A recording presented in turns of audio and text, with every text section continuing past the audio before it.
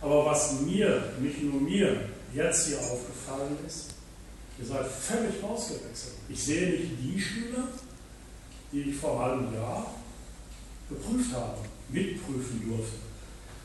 Das hat mir unheimlich viel Spaß gemacht, im Moment nicht.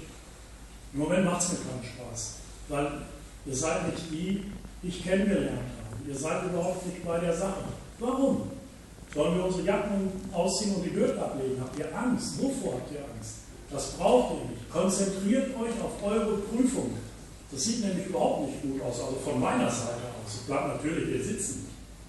Aber, meine lieben Freunde, also das sage ich euch jetzt mittendrin.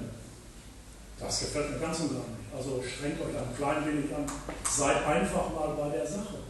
Lasst mal euer Gefängnis, in dem ihr euch eingeschlossen habt, mal so ein bisschen das Fenster auf, damit ihr rausgucken könnt. Ja, du machst heute keine Prüfung, du hast gut gemacht. Ganz bestimmt sogar. Die beste, die mir bis jetzt gefallen hat, die beste von euch, und die überhaupt keine Prüfung macht, das war die Jacqueline. Also seid mal ganz ehrlich. Also strengt euch ein klein wenig an. Also ich habe Wochenende und ich freue mich auf mein Wochenende. Und wenn ihr eine geile Prüfung ablegt, ihr könnt mir mein Wochenende verschönern. Ihr macht zwar für euch, aber bitte auch ein bisschen für mein Wochenende. Ne? Also komm, Mädels. Ja, alles klar.